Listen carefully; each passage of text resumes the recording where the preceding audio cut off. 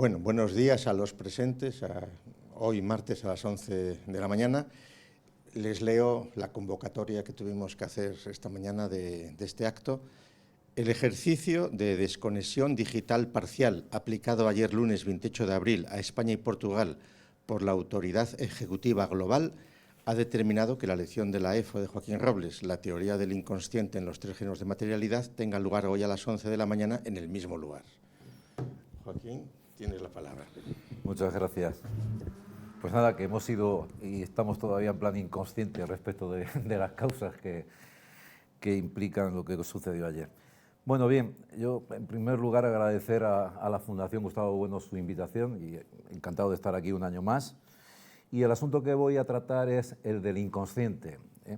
Como todos sabrán, pues es una idea, un concepto popularizado por el psicoanálisis, es decir, desde la dimensión psicológica segundo-genérica, pero la verdad es que estudiando este asunto, a partir de los textos de Jung, de Freud, etcétera, lo que me di cuenta es que en realidad es una idea cardinal de la historia de la filosofía, que se encuentra desde los presocráticos hasta el propio Gustavo Bueno. En el caso del materialismo filosófico, como ya dije en el texto para explicar mi conferencia, disponible por internet, se trata de una especie de esqueleto disperso en la obra de Gustavo Bueno, porque no hay un artículo donde hable explícitamente del asunto del inconsciente, aunque sí que hay una nota en este ensayo de Etnología y Utopía, en concreto la nota número 36 y 37, y también lo menciona en los ensayos materialistas.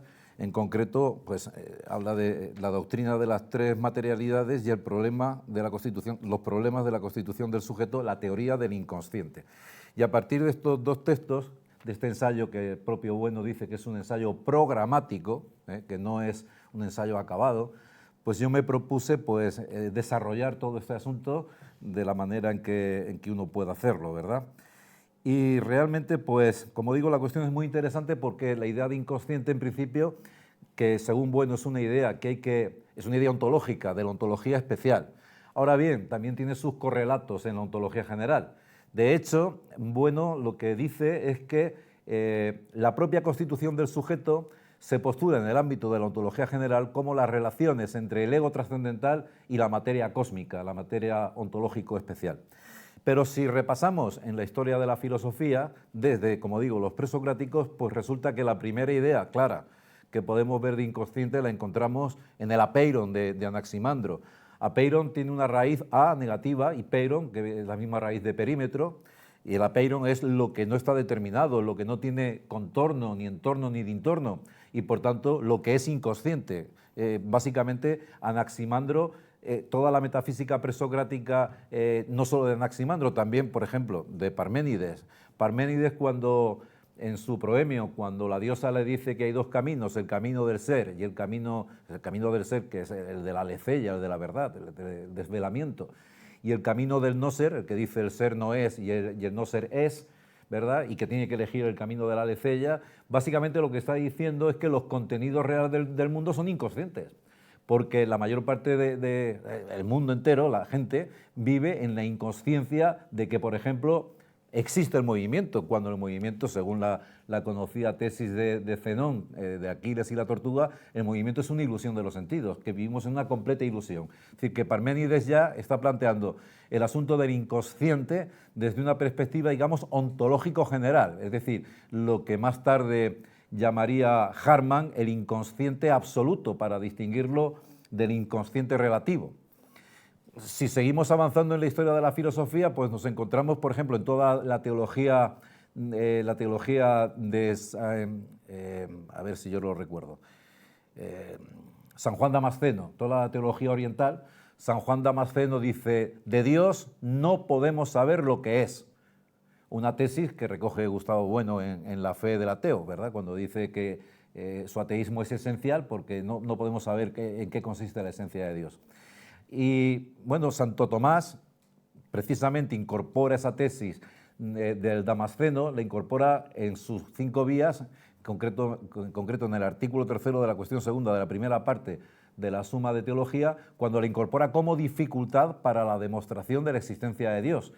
Y entonces dice Santo Tomás, reconociendo que hay una parte inconsciente ahí, reconociéndolo, que lo que podríamos decir de Dios es solamente un conocimiento adecuado. ¿Un conocimiento adecuado a qué? Adecuado a los fenómenos, y que por vía regresiva podemos llegar a una idea adecuada, pero nunca al conocimiento completo de la esencia. Por tanto, que no le quita la razón en modo alguno al Damasceno.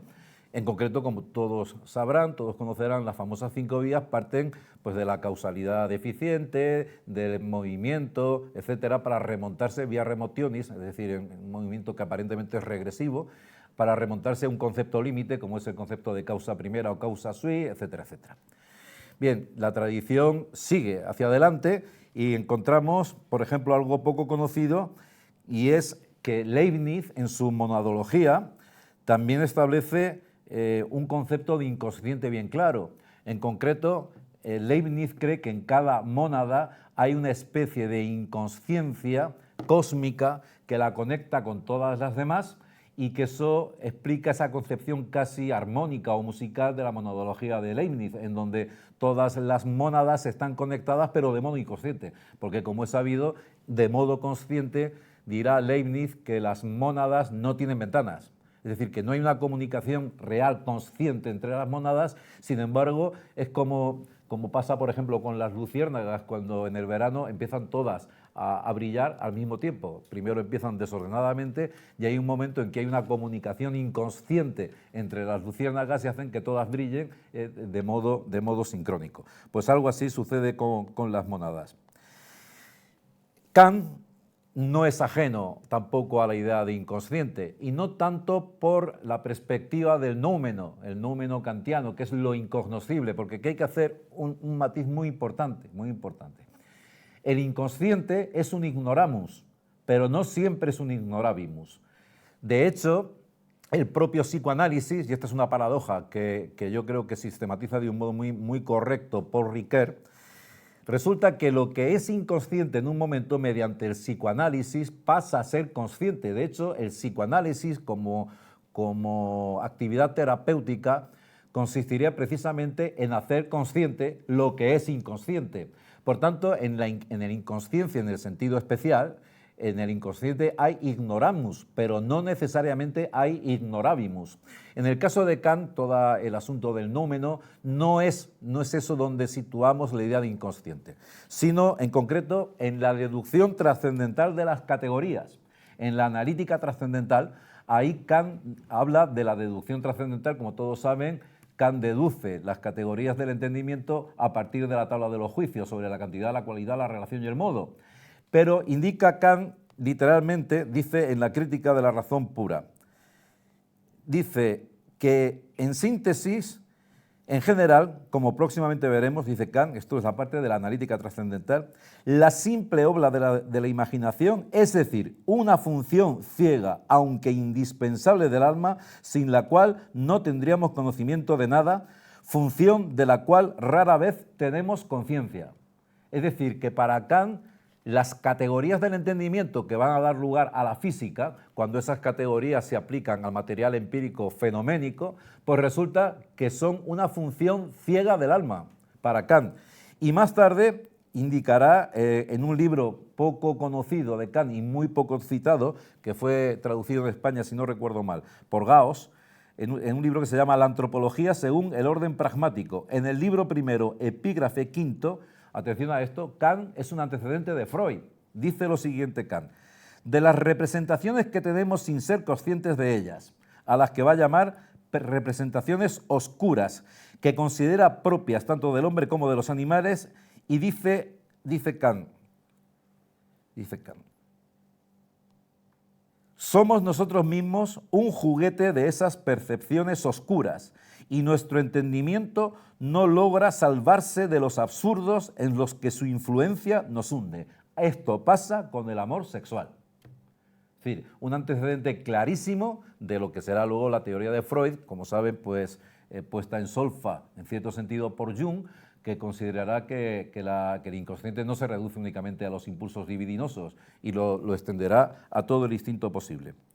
Pascal, también podemos encontrar su idea de inconsciente cuando habla de las raison du cœur, las razones del corazón, aquellas razones que la razón no entiende, está también tratando el inconsciente. Por supuesto, Schelling. Schelling dice a la pregunta, ¿cómo opera el paso de lo no consciente a mi consciencia? Se pregunta Schelling y responde, mediante un acto libre que pertenece al ámbito de la intuición, ya que lo que objetivamos es algo que sucede en una acción libre y justamente se da en el ejercicio de una libertad que no está sujeta al proceso mismo del objetivar. Es decir, según Schelling, ese proceso de objetivación es independiente de la voluntad y del conocimiento. Dice, la identidad absoluta perfectamente homogénea, igual a sí misma, bajo todos los conceptos, no implica una fuente de movimiento de cambio y no permite explicar la diversidad cualitativa de la naturaleza. Bueno, entonces, a fin de salvar esta dificultad, lo que hará Schelling es pues atribuir al cosmos una voluntad a la que el hombre no tiene ningún tipo de acceso. Bien, es algo así como un autodinamismo del espíritu universal. Como he dicho, Leibniz hablará de las pequeñas percepciones, se traduce desde el francés, les petites perceptions, que son percepciones oscuras que están influyendo en el ser humano.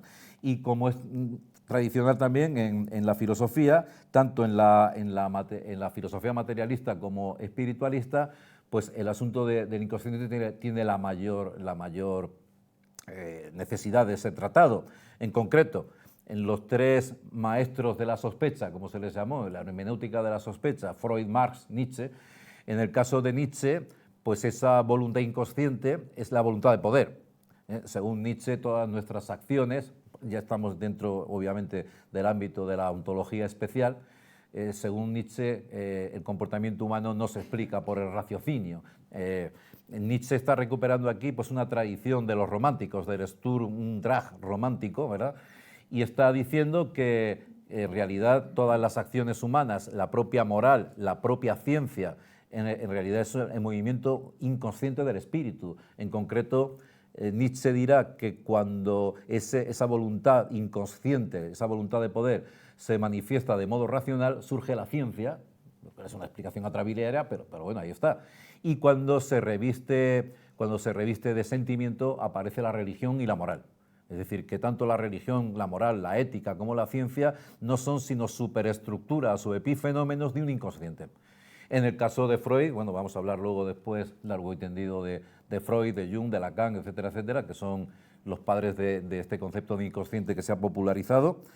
Y en el caso de Marx, pues también es conocido, ¿verdad? El caso de Marx es conocidísimo, pues el concepto de falsa conciencia marxista y también el concepto de alienación, que sería un caso límite en donde la idea de inconsciente revierte sobre el propio sujeto y entonces resulta que el sujeto es inconsciente respecto de sí mismo. Es una reversión absoluta de la idea de inconsciente que se mueve en un palmo de terreno, por decirlo así, que revierte sobre sí mismo y entonces es un inconsciente absoluto porque es inconsciente sobre el propio sujeto. Esta teoría de la alienación, sobre la que reaccionará Gustavo Bueno con la teoría de las teorías soteriológicas y del individuo flotante, precisamente por el subjetivismo que lleva este asunto. Y no solamente aquí Marx está utilizando el inconsciente, aunque no de modo explícito, también en su teoría sobre la falsa conciencia, la conciencia como espejo invertido de la realidad, que vendría a explicar, que está inmediatamente también conectada con la alienación, y que como yo ya traté aquí este asunto, ¿verdad?, cuando hablamos del marxismo y del humanismo, y dije que funcionaba este asunto en la teoría marxista de un modo que a nuestro juicio pues es, cuando digo nuestro juicio me refiero al juicio de nuestra escuela, de Gustavo Bueno, pues es inadmisible, porque estaba funcionando como un intento de salvar las apariencias, porque según la teoría determinista de la historia de Marx, pues es un paso necesario, determinista de la historia, el que los obreros hagan la revolución y se llegue a la clase obrera como la clase universal y el comunismo derivado, etcétera. Como eso no pasa, dice Marx, eso no pasa porque es que los obreros están alienados y, oiga, pero claro, eso es inadmisible, ese razonamiento implica ya un subjetivismo y un psicologismo y está implicando toda la teoría del inconsciente en toda la tradición marxista, bueno, es completamente ignorada porque el marxismo aparece aquí como un razonamiento. Bueno, el asunto es que en Marx no hay sino una vuelta de revés de Hegel, pero no en este punto, porque en este punto del inconsciente, tanto Hegel como Marx se mueven por el mismo sitio, igual que Engels. Hegel en concreto, lo dice Gustavo Bueno en la página 127 de los Ensayos materialistas. Dice Gustavo Bueno al asunto: Engels, como Hegel, concibe la unidad de la naturaleza y el espíritu, de suerte que la naturaleza es la condición del advenimiento del espíritu, condición de la que la naturaleza es inconsciente, pero tanto en Engels como en Hegel. Y el espíritu es el fruto necesario de la materia. Engels, como en general la filosofía del Diamat, dan además por sobreentendido que el espíritu humano, una vez que se ha instalado sobre la Tierra, no puede ya desaparecer. Cuando el sistema solar se destruya, la tecnología espacial habrá asegurado la posibilidad de migrar a los hombres a nebulosas transgalácticas. Es decir, que tanto Hegel como Engels tienen en cuenta el concepto de inconsciente.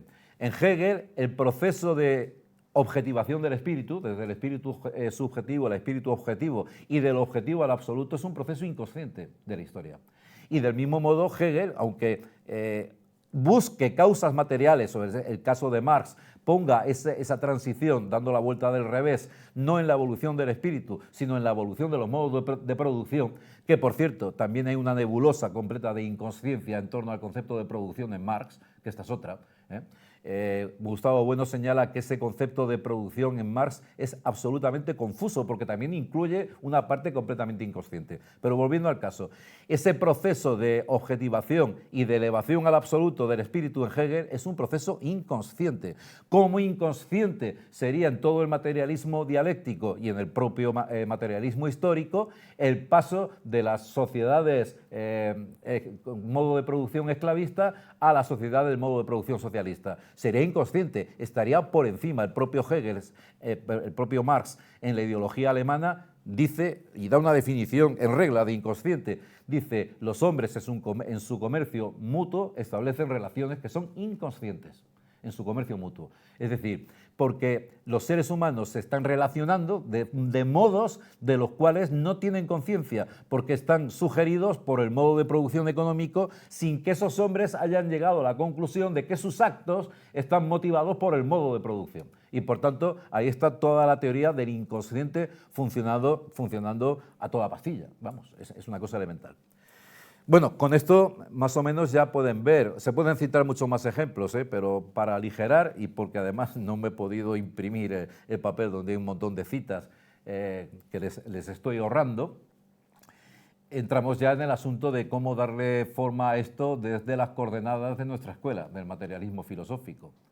Esta es la cuestión, porque no es una cuestión menor, en absoluto. Es más, yo creo, estoy convencido de ello, que se podría hacer toda una historia de la filosofía a través de la idea de inconsciente, porque inconsciente es una idea negativa y como todas las ideas negativas presupone la conciencia, porque todas las ideas negativas son no solo en el orden temporal, en el orden psicológico, sino en el orden lógico, son posteriores a los conceptos que tienen un origen positivo. Es decir, uno no puede ser ex amigo si antes no fue amigo, no puede ser ateo si antes no existe el teísmo.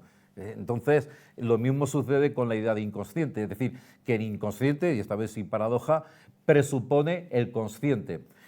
Esta es la paradoja del psicoanálisis que digo con cierta lucidez estableció Paul Ricoeur, porque claro, dice Paul Ricoeur, si hablamos de una conciencia que está movida por el inconsciente y a través del psicoanálisis, entonces resulta que ese inconsciente se ha convertido en consciente, entonces tenemos que hablar de otra conciencia diferente en donde esos rasgos inconscientes han sido incorporados. Y por tanto habría dos tipos de conciencia, dice Paul Ricoeur. Bueno, pues como vemos, la situación es problemática y además está de un modo inferido, porque ni Marx, ni Hegel, ni Kant ni von Hartmann, ni Mainlander, de los que me los he saltado y tengo que volver al asunto, porque es especialmente interesante.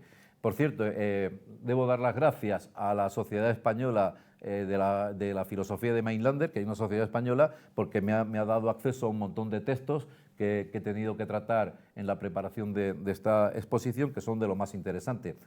Von Hartmann, siguiendo la doctrina de Schopenhauer, ¿verdad? Para que entiendan la doctrina de Schopenhauer es bien simple. Con una imagen se expresa muy bien. Schopenhauer explica la situación del hombre en el mundo y en el cosmos con una imagen, que es la imagen del patrón de un barco que en mitad de una tempestad enorme maneja el timón y sin embargo tiene, ya que hay una referencia clara a los Vedas y a la filosofía hinduista, el velo de Isis. Está cegado y como no ve lo que le rodea, el inconsciente cree que al mover el timón está comandando el barco, cuando en realidad son las fuerzas las que lo están arrastrando. Esta es la imagen de la inconsciencia, que luego derivará en Hartmann y desde luego en Mainlander como un pesimismo antropológico y casi un pesimismo ontológico. En realidad están dando por buena esta carta famosa, la carta de Jacobi sobre la doctrina de Lessing, las cartas de Jacobi, sobre la doctrina de Spinoza, cartas que Jacobi escribe a Lessing, cartas sobre la doctrina de Spinoza, en donde Jacobi viene a decir lo siguiente, que todo determinista, si es consecuente, tiene que ser fatalista, rompiendo la tradición clásica que se expresa en el dicho de Séneca, de las sentencias de Séneca, del fata volent sum, es decir, el que acepta el destino, los hados, el destino lo conduce. El que lo acepta, el destino lo conduce. Aquel que se opone, el destino lo arrastra. Es una cita que también hace bueno en El animal divino, ¿verdad? Bueno, pues esta sabiduría clásica ha sido rota por el romanticismo, porque lo que está diciendo la sabiduría clásica del estoicismo, lo que está diciendo es que, de alguna manera, la libertad presupone la necesidad, presupone el determinismo, y que la libertad consiste precisamente en la conciencia de la necesidad, ¿verdad? En la conciencia de que estamos siendo arrastrados por una corriente, por un fatum, y que hay que aceptar ese fatum, cosa que tiene unos correlatos pragmáticos de la mayor importancia, como toda esta lucha denodada que tienen muchos señores y muchas señoras contra el envejecimiento, y entonces venga a ponerse botox, etcétera. Había que recordarles aquello de hay que aceptar que al final acaba todo en la expirosis esta estoica, ¿verdad? En el fin del mundo, en la que la corrupción quizás es la idea más trascendental que hay, que todo se corrompe, evidentemente. Y bueno, pues ayer tuvimos un ejercicio de expirosis, en verdad, parcial, de expirosis parcial, que, bueno, de momento pues no ha sucedido nada especialmente grave. Bueno, de momento, ya veremos a ver. Bueno, entonces, esta ruptura romántica lo que viene a decir es que es el fatalismo como doctrina que está bien clara en Mainlander, que acabó, como es natural, suicidándose, claro. ¿Por qué? Pues porque el suicidio aparecerá como quizás el único acto supremo de libertad, puesto que es un modo de no dejarse arrastrar por los hados, ¿verdad? Algo así viene a sugerir Gustavo Bueno en el ensayo sobre Marilyn Monroe, del suicidio de Marilyn Monroe, que viene a sugerir que ese suicidio está explicado por el hecho de que no se quiere someter al paso del tiempo y quiere conservar esa imagen de mujer bella y que no se ve afectada por el deterioro del paso del tiempo. Ahora bien, sobre esto hay mucho que decir, porque claro, inmediatamente Séneca le diría, no, perdona, pero es que en el fatum estaba ya previsto que te ibas a suicidar, por tanto, eso de que me suicido como acto supremo de la libertad, pare usted de contar, porque si todo es determinista, también estaba determinado tu suicidio, por tanto, de acto libre en absoluto, ¿verdad? Bueno, entonces, como digo, todo esto pues es interesantísimo, toda la tradición romántica, ¿verdad?, y toda la tradición del idealismo alemán, y llegamos incluso a través de la escolástica, bueno, en Platón, en Platón también está presente el inconsciente, en la ontología general. En el libro sexto de la República, en el símil de la línea, cuando Glaucón le pregunta qué es el bien, dice, pues no lo sé. ¿Acaso Dios, dice, acaso los dioses sabrán si estamos en lo cierto? Y de hecho, como sabrán, pues Platón hace lo mismo, exactamente el mismo método filosófico que luego repetirá Santo Tomás con el asunto de Dios, que es aproximarse a través de analogías, a través de esos mitos, el mito de la caverna, el mito del sol, el símil de la línea o el símil del sol. ¿Por qué? Pues porque la idea del bien como principio ontológico general escapa al entendimiento, y el propio Platón reconoce y dice, ¿acaso los dioses sabrán si estamos nosotros en lo cierto cuando decimos esto? Y en Aristóteles exactamente igual, solo que en Aristóteles el asunto tiene ya una raíz teológica, porque en el caso de Aristóteles el que es inconsciente es Dios. Es decir, el acto puro, el primer motor, no conoce al hombre y no conoce al mundo, y por tanto la religión es imposible. Entonces, el plano del inconsciente, traduciendo desde nuestras coordenadas, está dado en el ego trascendental. En este caso, en un ego trascendental que es un caso límite, de ideas límite, ¿verdad?, de causa primera, incausada, etcétera, como en Santo Tomás. Por tanto, digo, la sorpresa, porque yo en principio pensaba hacer aquí una especie de crítica del psicoanálisis, que la voy a hacer, pero claro, me di cuenta de que el asunto desbordaba completamente la perspectiva psicoanalítica, pero vamos, de un modo absoluto, hasta el punto de que he visto que es una constante en la historia de la filosofía, en todos los filósofos que en el mundo han sido, incluido, como digo, el propio Gustavo Bueno. Bueno, pues ya entramos en nuestra forma de categorizar estos fenómenos y estas ideas y estos conceptos, que es el materialismo filosófico. Entramos en el ensayo programático de Gustavo Bueno, de los ensayos materialistas, en donde habla de tres tipos de inconsciente especial. Dos inconscientes que llamará objetivos, que es el inconsciente en M1 y el inconsciente objetivo esencial en M3, y el inconsciente subjetivo, que es el más conocido, que es el inconsciente en M2, suficientemente tratado por el psicoanálisis. En concreto serían tres las ideas que estamos manejando aquí, como digo, M1, M2 y M3, que tienen una importancia fundamental en un problema que eso hace derivar precisamente la cuestión del inconsciente a la ontología especial, que es el problema de la constitución del sujeto. Dice Gustavo Bueno: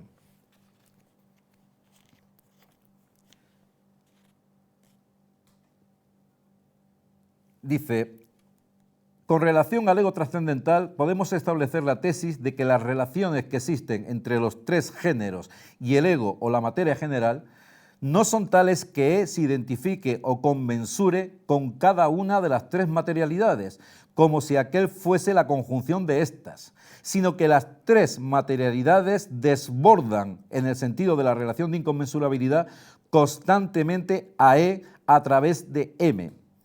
Esta peculiar relación de inconmensurabilidad, inadecuación entre unos géneros de materialidad que constituyen al ego, envolviéndolo y al propio tiempo lo desbordan, es lo que denominaremos inconsciente como idea ontológica. Fíjense ustedes la precisión del asunto. Podríamos expresar este concepto por medio de la relación I, inconsciente, igual a E barra MI.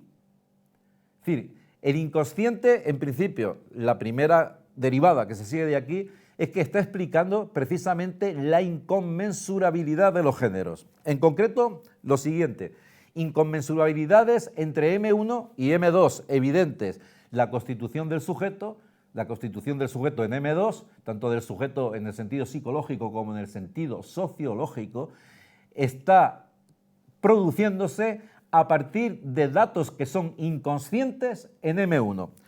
Gustavo Bueno pone el siguiente ejemplo de inconsciente en M1, que por cierto es un asunto que David Álvar González, no aquí, sino en otros lugares, se refirió a este asunto, como de un modo que él seguramente ignoraba que tenía que ver con esta cuestión. Bueno, y si lo ignoraba yo no lo sé, pero me da igual, para el caso es lo mismo. Diciendo que hay cosas que no conocemos de M1, pero que conoceremos después. Y que por tanto M1, aunque él lo niega, porque decía que esa realidad, ¿cómo le llamaba? Terca realidad estaba tanto en M1 como en M2 y en M3, lo cual ya no entendíamos nada, ¿verdad? Que esos contenidos de M1 tendrán luego su reflejo en M3, pero de momento no lo tienen. O sea, es la definición propia de bueno del inconsciente, ¿verdad?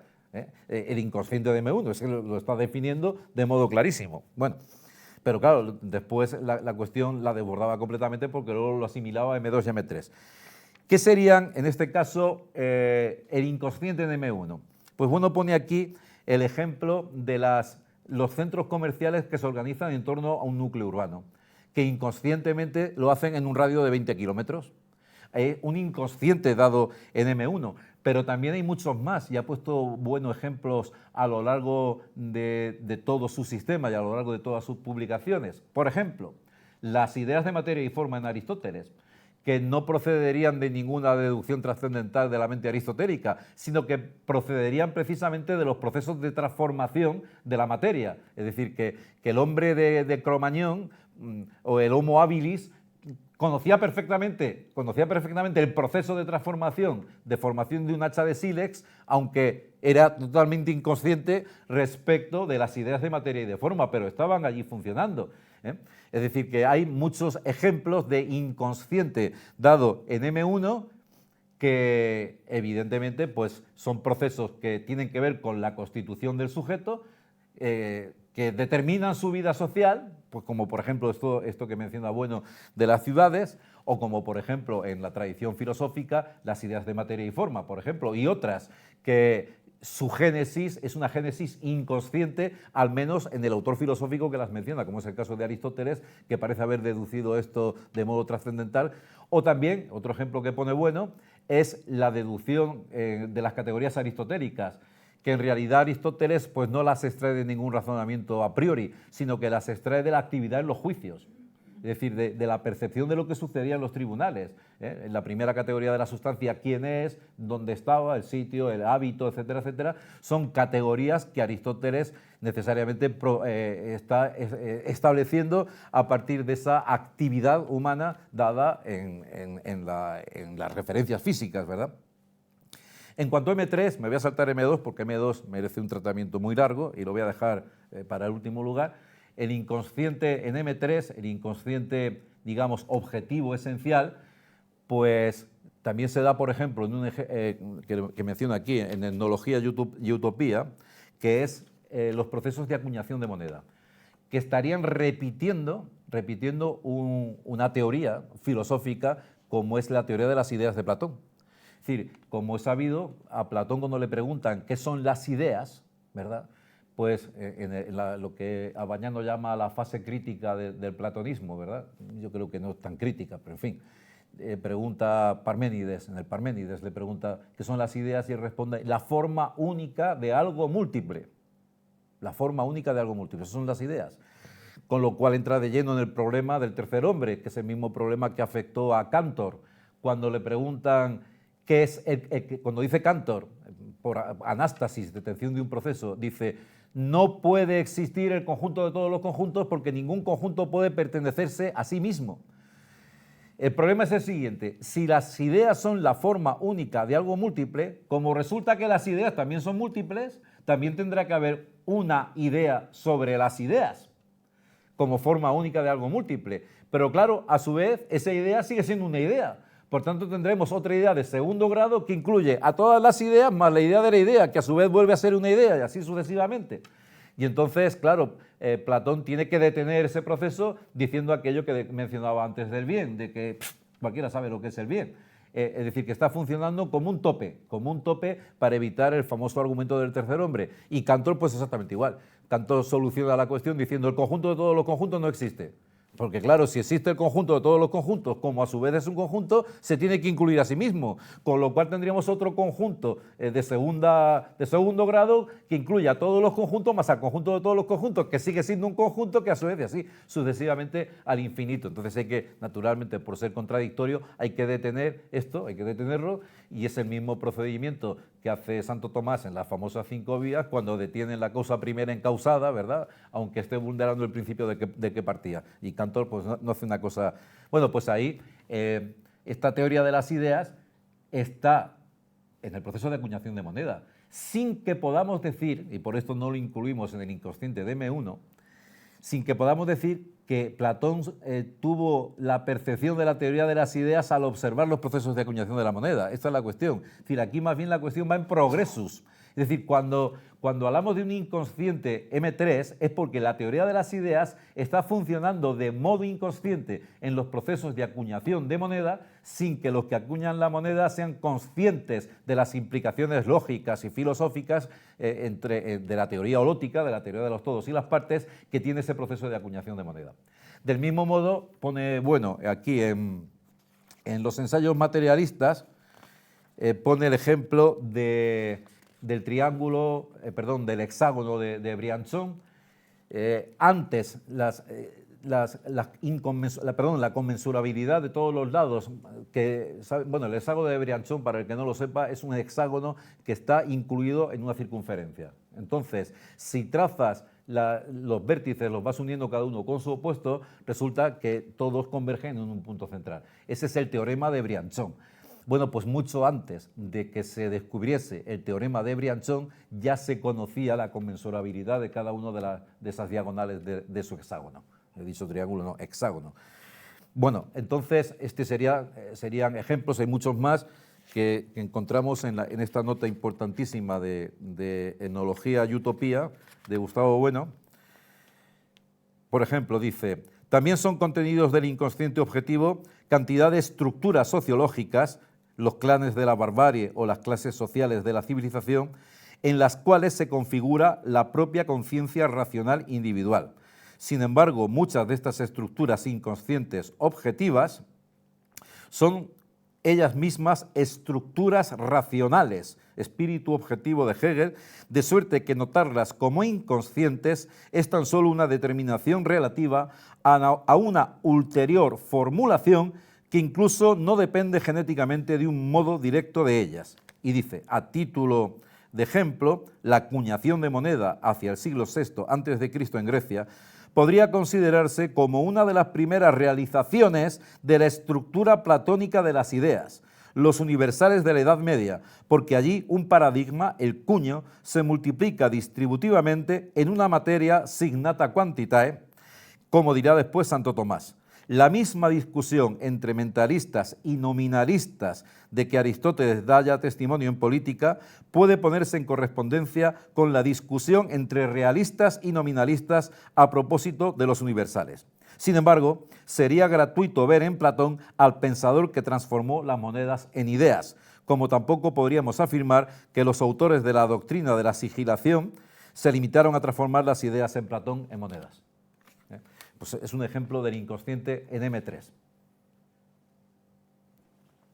Entramos ya de lleno en la parte que más le he dedicado, que es el inconsciente subjetivo, a que bueno, en los ensayos materialistas le dedica bien poquito, le dedica solamente pues 5 líneas en donde remite pues a estructuras como el complejo de Edipo, etcétera, etcétera. Bueno, bien, aquí la cuestión es, como digo, interesantísima. Primero porque este inconsciente en M2, en el caso de Freud y no digamos en el caso de Jung, está siendo completamente desbordado por ellos mismos hasta una ontología general. Es decir, en el caso de Freud, con esta especie de dualismo antropológico, que es el dualismo de Eros y Tánatos.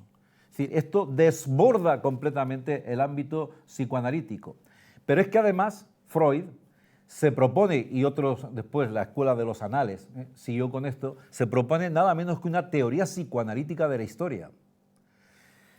Estos son palabras mayores, es decir, la posibilidad de explicar toda la historia de la humanidad desde categorías psicológicas y desde los impulsos de amor y de muerte, de Eros y Tánatos, que explicarían toda la conducta humana y todas las instituciones, desde la religión a la filosofía, etc. Es decir, un reduccionismo extremo en donde M2 de alguna manera reduce a M1 y M3. Es decir, todo quedaría reducido a los impulsos, digamos, psicológicos de Eros y Tánatos en el caso de Freud. Por tanto, no es solamente una teoría psicoanalítica.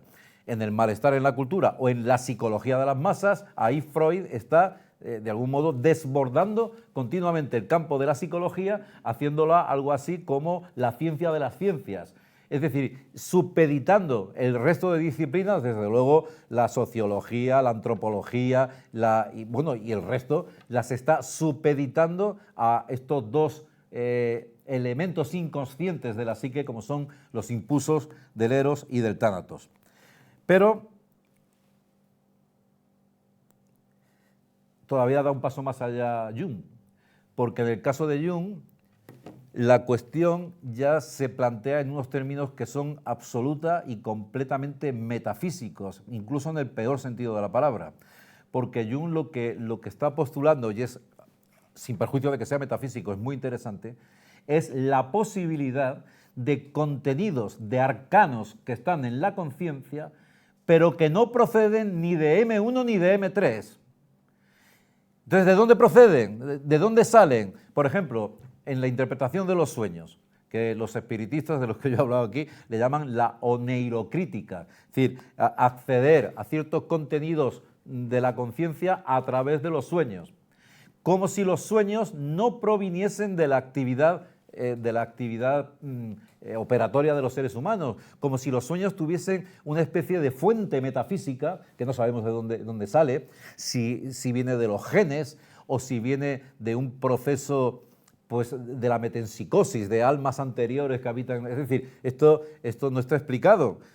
Inmediatamente la teoría de Jung de que no solamente son los instintos libidinosos, sino todo tipo de instintos, el instinto de conservación, etc. Es decir, la crítica de Jung a Freud, crítica acertada, es que Freud sobreestimó la importancia de la libido como dator formarum de la conciencia segundo-genérica del ser humano, de la conciencia psicológica. Lo que hace Jung es extender esa conciencia. Pero claro, cuando nos dice que los símbolos con los que soñamos, que en el caso de Freud, como sabrán, pues todo lo que era alargado era un símbolo fálico, y bueno, pues que esos símbolos en realidad no proceden de ninguna percepción consciente transformada en el subconsciente o en el inconsciente, sino que proceden de mensajes de tipo místico que nos llevan casi a la teología. De hecho, en una entrevista que encontré por la red, le preguntan a Jung si él cree en Dios. Y atención a la respuesta, dice Jung, yo no creo en Dios porque lo conozco. O sea que el asunto. A ver si encuentro la cita.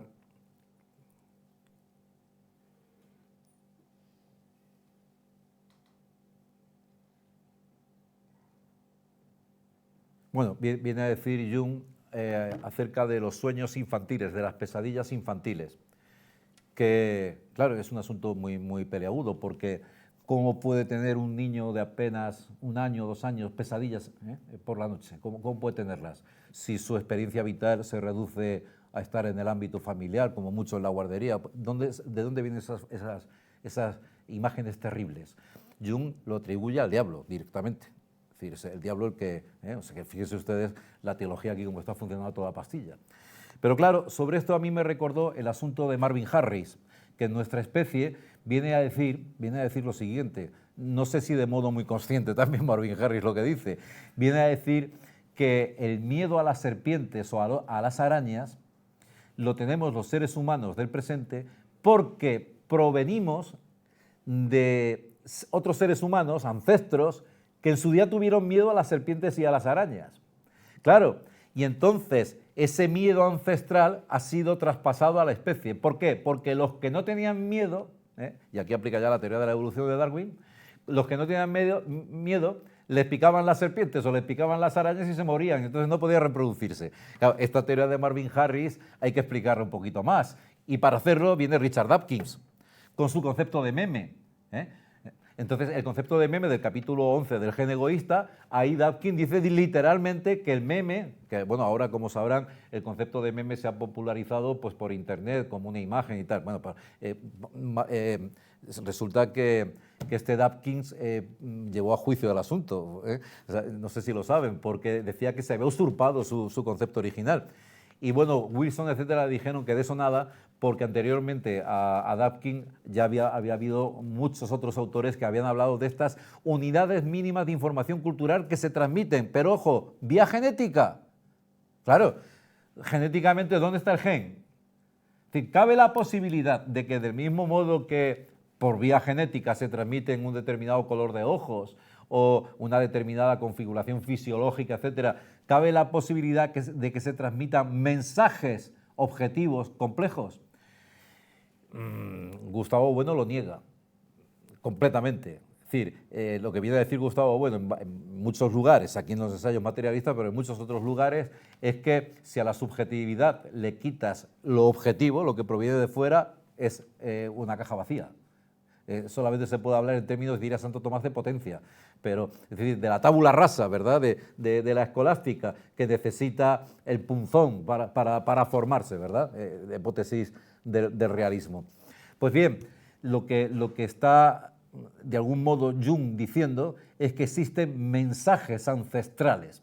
Claro, inmediatamente Jung nos lleva a la teoría del espiritismo, que yo he tratado aquí 2 veces, y nos lleva a esta situación de la comparación que hace otra vez, bueno, entre el psicoanálisis, los psicoanalistas, los epicúreos y las heterías soteriológicas, porque inmediatamente uno recuerda en los hechos de espiritismo, del cuaderno que me prestó Gustavo, de Lucas de Aldana, un ingeniero de minas, que iba a las sesiones de espiritismo, y hay una medium francesa que se llamaba Laura Jacquet, pues trataba de curar a los obsediados. Acuérdate del asunto. Los obsediados es lo que hoy llamamos el trastorno obsesivo-compulsivo, que no podían dormir porque tenían pensamientos recurrentes, etc. Y entonces la manera que tenía doña Laura Jacquet de curarlos, supuestamente, aunque hubo un uruguayo al que no pudo curar, y recuerdo que hicieron una colecta para mandarlo a Barcelona, porque no se lo podían quitar de encima al pesado del uruguayo, el Perona le decía. Pues el procedimiento era más o menos convencerle a este señor de que había un espíritu que le estaba asediando por las noches y que en el fondo, pues todo ese problema psicológico que tenía de no poder dormir, este uruguayo decía que llevaba 48 días sin dormir, lo cual es imposible, pero bueno, que era un espíritu. Es decir, era la desubjetivización del problema, la objetivización del problema en un espíritu o en la astrología, en la posición de los astros, o en este caso, en el caso de Jung, en la acción del diablo, que por las noches te visita y entonces te mete esos pensamientos, y la prueba de esto es que niños de muy corta edad tienen pesadillas recurrentes que no se pueden explicar desde la fisiología. Claro, el problema está abierto. ¿Por qué efectivamente estos niños tienen estas pesadillas recurrentes? Bueno, pues seguramente habrá muchas explicaciones de naturaleza sociológica o psicológica que yo ignoro, y por tanto en esa cuestión, como es natural, no voy a entrar. Pero tener que recurrir al diablo, tener que recurrir a individuos incorpóreos, ¿verdad?, a sujetos incorpóreos, a formas simples, ¿verdad?, es decir, formas sin materia, pues claro, desde la óptica materialista nos resulta completamente imposible. Por tanto, alguna explicación habrá, yo no la sé, fisiólogos tiene la ciencia que sabrán explicar por qué se producen estos sueños. Bueno, el asunto no termina aquí, porque dicen Totten y Tabú, las disciplinas históricas se pueden explicar perfectamente por el inconsciente. Es decir, es ya la elevación del concepto de inconsciente al grado de inconsciente absoluto, no de un inconsciente relativo, porque al fin y al cabo el concepto de inconsciente, cuando se mueve dentro de la ontología especial, se está moviendo dentro de un inconsciente que llamamos relativo. ¿Por qué? Porque luego se hace consciente. Esa es la cuestión. Bien sea por la terapia del psicoanálisis, bien sea por lo que sea, luego se hace consciente.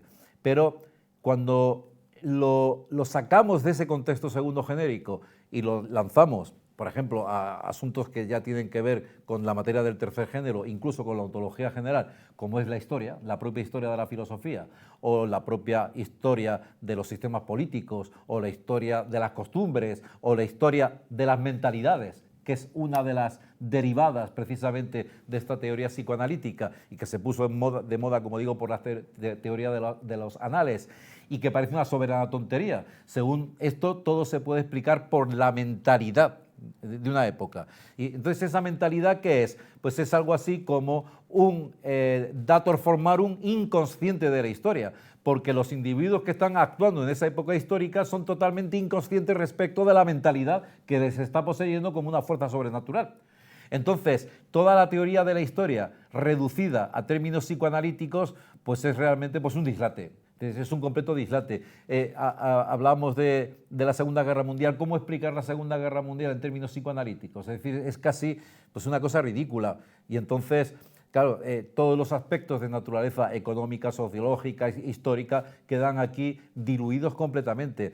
Y es la posibilidad, dice Freud, la posibilidad de la historia como disciplina científica, antecediendo a Pedro Insua, radica precisamente en la posibilidad de establecer una teoría psicoanalítica de la historia.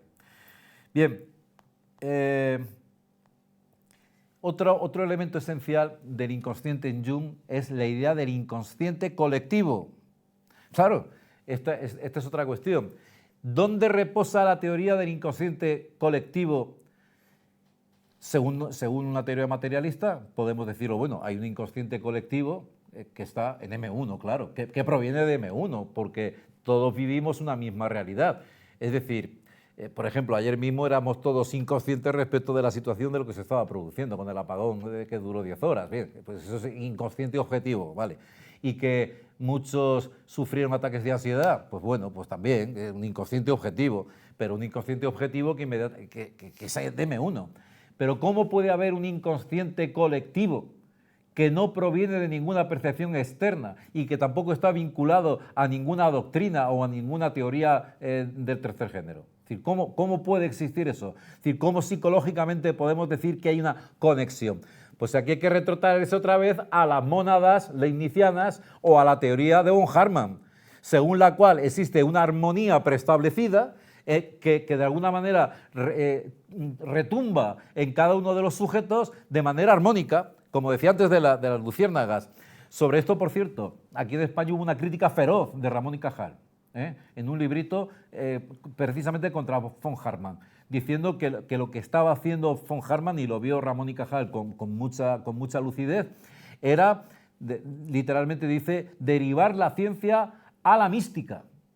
Porque, claro, Ramón y Cajal, con una mentalidad pues, propia de un materialista positivista, pues estaba diciendo que era imposible que existiera tal cosa y que los propios análisis neurológicos, biológicos del ser humano dicen que eso es imposible, que pueda haber una conciencia objetiva compartida, una especie de anima mundi, que en el fondo lo que está haciendo Hartmann o lo que está haciendo Mailander y compañía es recuperar el concepto antiguo de anima mundi, de el alma del mundo, un alma del mundo que estaría distribuida en cada uno de los sujetos que estarían vibrando armónicamente con ese concepto de anima mundi, que es un poco también lo que se puede aplicar a Kant. Kant cuando dice que el espacio, el tiempo y las categorías son uniformes en todos los sujetos humanos, que son en esta perspectiva distributiva que don Gustavo llamaba psicologista, porque claro, ¿cómo es posible que todos los sujetos humanos a la vez tengan la misma percepción de las categorías? Que además es, como he dicho, según Kant, un impulso ciego de la conciencia, según Kant, el impulso que te da a utilizar las categorías. Kant, por ejemplo, ignoraba completamente la antropología, que es una fuente naturalmente importantísima de la que devienen muchos conceptos de inconsciente. Hegel ya la conocía y pudo hablar de las fases de la evolución del espíritu, pero Kant desconocía la antropología. La pregunta es, ¿por qué los bosquimanos no tienen geometría? ¿Acaso los bosquimanos no tienen la percepción del espacio? ¿No perciben el espacio los bosquimanos? ¿No es una intuición a priori de la sensibilidad, una intuición pura de la sensibilidad, el espacio y el tiempo? de donde se funda el valor de la geometría en el espacio y de la aritmética en el tiempo. Entonces, ¿cómo que los bosquimanos no tienen geometría? ¿Es que no perciben los bosquimanos el espacio? ¿Verdad? Esta tesis del Anima Mundi no solamente está en Kant, también está en esta teoría, en fin, conocida del padre Smith, que buscaba la idea de Dios en todas las tribus ágrafas, y que el padre dice, bueno, aquí en Etnología y Utopía, dice que es el padre de la etnología, porque el padre Smith, siguiendo la tradición cartesiana, en la que, por cierto, no hay inconsciente que valga, en Descartes no puede haber nada inconsciente, lo mismo que en el empirismo inglés, porque el cogito ergo sum es el principio fundamental, pienso luego soy, ahí se acabó, ahí no busque usted nada en la configuración del sujeto, que recuerdo un artículo de Pérez Cerrán diciendo que el sujeto moderno se configura a partir del cogito cartesiano. Pues Pérez Cerrán no había leído esto. No había leído esto, porque si lo hubiese leído no podía haber dicho eso. Precisamente porque ese cogito cartesiano anula a M1 completamente. Está diciendo que el sujeto se configura por la propia racionalidad. Y entonces la Europa sublime viene detrás, ¿verdad? Porque esa racionalidad solamente pudo ser posible en el ámbito de la lengua francesa, o en el ámbito de la Europa sublime de Husserl, etcétera, etcétera. Bien, pues claro, aquí en Descartes no hay inconsciente por ningún sitio, como no lo hay tampoco en la tradición del empirismo inglés. En Hume no puede haber, ni en Locke, no puede haber inconsciente de ninguna clase, por la sencilla razón de que el hombre es un haz de percepciones, sencillamente, y ser es ser percibido, esta es la cuestión. Y entonces, pues, no hay ningún problema, mi conciencia es un espejo que refleja una realidad tal y como es y se acabó el asunto. Entonces, no cabe inconsciente por ninguna parte. Que Gustavo Bueno dé la importancia que le da al inconsciente, aunque dentro de esta sinfonía inacabada, que es el materialismo filosófico, pues no le ha dedicado un artículo específico o un libro específico, que podría haberlo hecho, porque, como digo, si ven ustedes, por ejemplo, el texto de Ignoramus, Ignorabimus, ahí también hay muchas referencias, las hay, aunque hay que sacarlas en televisión, Apariencia y Verdad, están ahí. Claro, el concepto de apariencia también inmediatamente está recogiendo lo del inconsciente, porque cuando tú tomas una apariencia como verdadera, dice, bueno, las apariencias en sí mismas no son ni verdaderas ni falsas. La verdad o falsedad de una apariencia se da en su conexión con aquello a lo que señala, porque las apariencias son alotéticas, no son autotéticas, son alotéticas, señalan a algo. Y entonces el error no está en la apariencia, sino que está en la conexión entre la apariencia y aquello a lo que señalan. Y pues, es un ejemplo, ¿verdad? Pues muy fácil. Cuando uno ve a alguien, qué sé yo, pues con el rostro amarillento y cree que tiene un problema de hígado, y en realidad es que se ha maquillado porque hace de Fu Manchu en una obra de teatro, cosas así, ¿verdad? Entonces, bueno, entonces ahí la verdad, es decir, esto de que las apariencias se engañan, no, lo que se engaña es el sujeto inconsciente. Se engaña el sujeto inconsciente de que esa apariencia está señalando otra cosa, como se engaña, como dice Lao Tse, el que cuando Lao Tse señala a la luna con el dedo, el necio mira al dedo. Entonces, pues esta es la cuestión, que las apariencias también incluyen el concepto de inconsciente y que, bueno, aquí es un asunto de extrema dificultad porque lo bueno luego lo trata según los 4 modelos de la televisión formal, etcétera, y bueno, yo aquí no voy a entrar, pero ahí también está el concepto de inconsciente. Como está continuamente planeando en este libro, en donde Bueno quiso asesinar la etnología en la cuna, la quiso ahogar en la cuna, con poco éxito, pues no ahogó mucho, pero lo cierto es que es un libro fundamental. Y aquí, como digo, esta cita de la página 154, una nota a pie de página, es la nota 36, pues viene toda es un artículo la nota, es casi un artículo breve sobre el inconsciente, ¿verdad? Porque es importantísima la relación del inconsciente con la etnología, claro. Y es otro libro en donde la cuestión del inconsciente se hace también patente, de un modo inferido, es el libro Nosotros y Ellos, porque Emic Etic también está implicando la cuestión del inconsciente, es decir, las concepciones emic por relación a las concepciones externas, etic, son inconscientes.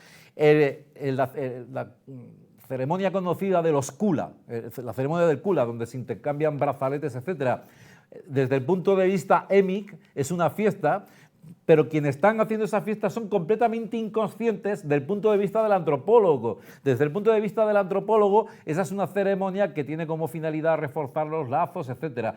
Los habitantes troviandeses que queman la casa y queman cerdos para elegir a su jefe son completamente inconscientes de que están elaborando una ceremonia, diría Marx, superestructural para elegir al jefe, es decir, el más desprendido. Mientras que los Masái eligen al menos desprendido, claro, porque viven en una situación económica, bueno, esto Marvin Harris pues tiene suficientes ejemplos también de esta idea de inconsciente emic-etic. Desde el punto de vista emic, los hindúes no se comen las vacas porque son sagradas. Desde el punto de vista étic, al menos el punto de vista de Marvin Harris, no se comen las vacas porque forman parte fundamental de su economía. Entonces, en el libro Nosotros y ellos también encontramos otra especificación dentro del materialismo filosófico de la teoría del inconsciente. Bien, como decía, entonces el caso de Freud y de Jung ha sido ejemplar, bueno, Lacan también, pero yo sobre todo he estado leyendo estos días, y es muy interesante desde luego Jung y sus teorías que son, bueno, atrabiliarias, pero desde luego del máximo interés, ¿eh? Es decir, esta idea, por ejemplo, de la sincronicidad de Jung. Jung viene a decir que no hay casualidades. Pero bueno, ¿cómo que no existe la causalidad?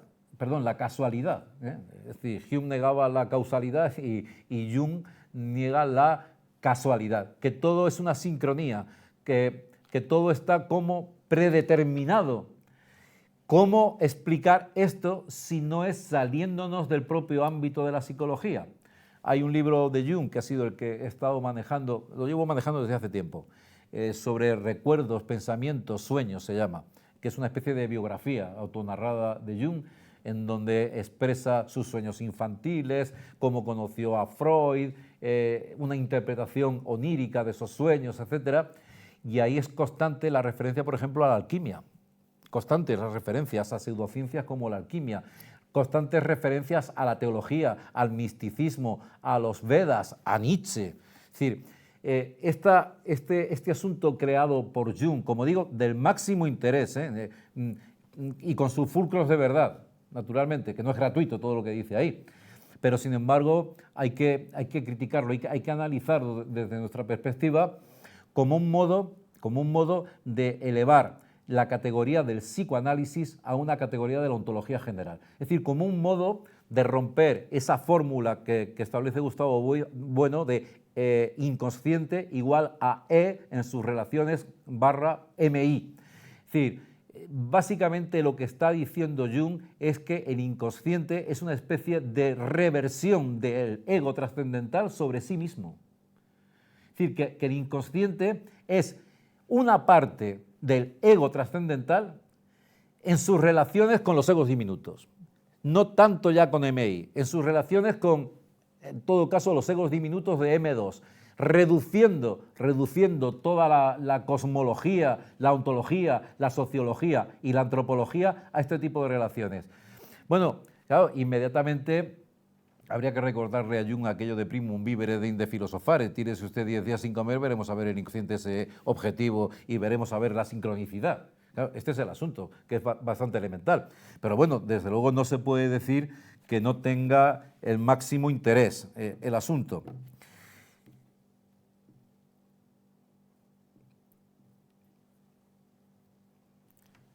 Lo he dicho así, lo voy a leer. Al no poder fundar su teoría del inconsciente colectivo sobre los contenidos mundanos de un inconsciente objetivo MI, de primo y tercio genéricos, la postura ontológica de Jung o Freud se mueve necesariamente en el plano de la ontología general, de un ego trascendental que progresa sobre los contenidos segundos genéricos del mundo e ignora los otros dos géneros de materialidad, que podríamos expresar en la fórmula MI igual a M2, igual, y todos ellos M1, MI incluido en M2, incluidos en E, y MI y M3 incluidos en M2.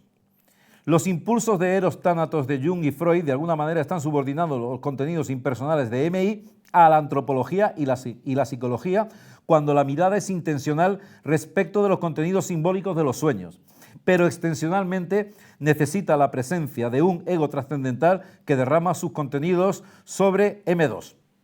Entonces añado que seguramente Jung era perfectamente inconsciente de esto, era totalmente inconsciente de que en realidad estaba reduciendo el mundo entero, lo estaba reduciendo a una expresión de la conciencia segundo-genérica. Como digo, sin perjuicio del interés. Del mismo modo, la cita de Henry Ver, que es el inspirador de la escuela de los anales y acuñador del concepto de historia de las mentalidades, para que vean cómo desborda el género M2 sin que ellos sean conscientes de este asunto, lo que dice de la historia.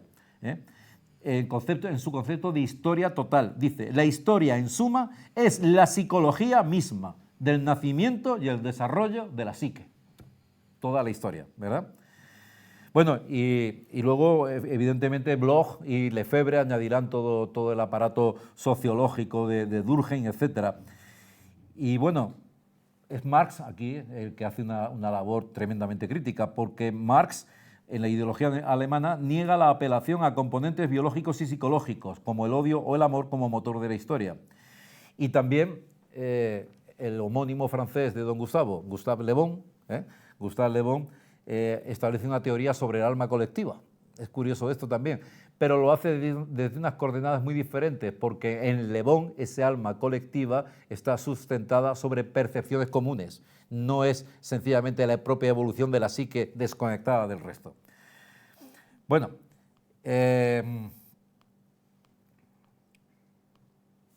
para ir ya acabando, porque me queda un ratito aquí, ¿qué importancia tiene el inconsciente en la teoría de la desconexión e inconmensurabilidad de los géneros dentro del materialismo filosófico? Claro, pues es fundamental. Por lo siguiente, hay contenidos de M1 que no se reflejan en M2. Entonces, cuando se quiere establecer la ecuación M1 igual a M2, si tenemos en cuenta, y don Gustavo lo tiene en cuenta, que hay contenidos que no son conscientes de M1, evidentemente esa igualdad queda rota. Y es una explicación de la inconmensurabilidad de los géneros. Y además, esa inconmensurabilidad precisamente se rompe con M3, porque M3, dice, bueno, es la destrucción de las inconmensurabilidades, de las contradicciones existentes entre M1 y M2. Por tanto, la tesis de la inconmensurabilidad de los géneros, que no se pueden separar efectivamente, pero como muy bien decía Tomás, se pueden disociar, y se pueden disociar de un modo claro, pero esta disociación no implica la separabilidad absoluta, evidentemente. Claro que no se pueden separar, pero eso no quiere decir que sean totalmente conmensurables. Esto precisamente por la teoría del inconsciente. Es más, lo voy a reconocer, yo llegué a esto precisamente tras preparar la crítica al libro de David. Es decir, cuando preparé la crítica al libro de David, llegué a la conclusión del inconsciente, pero cuando me di cuenta de todo lo que eso iba a remover, dije, bueno, esto hay que dejarlo para otra ocasión, para tener más tiempo, porque claro, inmediatamente me di cuenta de la necesidad ontológica que tenía de tratar este asunto desde coordenadas que desbordaban con mucho el librito de David. Entonces, recuerdo que se lo mencioné de pasada, le dije, supongo que no te estás refiriendo al inconsciente de M1, ¿verdad? Y dije, no, porque la realidad teórica está en M1 y en M2 y en M3 no lo vemos muy bien. Pero claro, es que se ajusta como un guante. Y claro, él no lo puede reducir a M1 porque entonces lo que está reconociendo es precisamente que no es M1, M2 y M3 todo junto y no se puedan separar. Claro que se pueden separar. ¿Pero por qué? Precisamente porque hay elementos inconscientes de M1 que están en M2. Y del mismo modo hay elementos inconscientes de M2, toda la teoría psicoanalítica, que no es despreciable en todo, que están influyendo en M1 y en M3. Y por tanto hay desconexión. Y entonces esto es importantísimo, digo, desde el punto de vista del materialismo filosófico, para explicar la desconexión y para explicar la constitución del sujeto epistemológico, que esta es otra. Esta es otra, porque el sujeto epistemológico no es un sujeto aislado, como pretende Kant, con su teoría del sujeto y el objeto, el a priori y el a posteriori. No es el sujeto y el objeto, sino que el sujeto es un concepto clase, compuesto por muchos sujetos que entran en relaciones entre sí. Muchas de esas relaciones son inconscientes, esta es la cuestión. Y esto es la verdad del psicoanálisis, que en muchas relaciones sociales están operando ahí instintos, o la verdad de la hermenéutica de la sospecha nietzscheana, o la verdad de la teoría marxista de la alienación, etcétera, o de la teoría marxista de la historia, que en las relaciones sociales, dice Marx en la ideología alemana, los hombres entran en relaciones objetivas de las cuales son inconscientes. Y por tanto ese sujeto epistemológico no puede existir como tal, como elemento central de la nosiología, no puede ser el sujeto, porque S1, S2 y S3 también están rotos por inconmensurabilidades que las explica el inconsciente. De ahí la importancia máxima de esta idea de tratar este asunto con cierto rigor y cierta seriedad. Pero vete al otro campo, el objeto. El objeto tampoco existe como un objeto aislado, que es percibido por un sujeto, sino que el objeto también es un concepto clase, formado por muchos objetos, o uno, o dos, o tres, cuyas relaciones resulta que son inconscientes, muchas de ellas. Claro, es evidente, desde el punto de vista del inconsciente relativo. A ver, el señor que está en el campo aplicando el segundo grado de la palanca, el segundo género de palanca newtoniano, no sabe nada del segundo género de palanca newtoniano, ni falta que le hace, pero lo está aplicando. Entonces, otro ejemplo perfecto, superior, el lenguaje.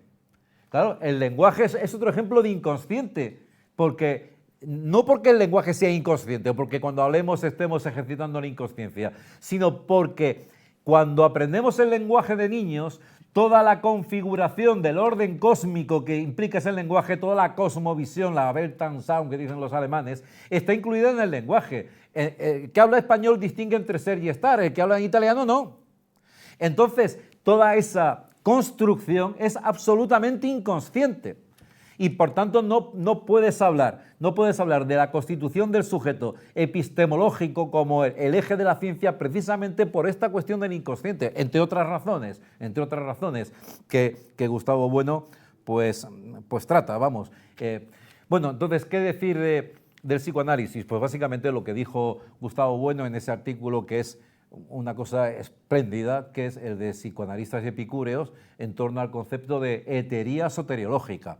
Es decir, que el psicoanálisis, como decía, y como hacía la señora Laura Hackett, el espiritismo, que mantiene con el psicoanálisis una confluencia absoluta, pero vamos, absoluta, incluso en lo de la interpretación de los sueños, porque en ese diario que me prestó Gustavo y que yo transcribí, que a ver si lo publicamos, pues en ese diario resulta que hay medium durmientes.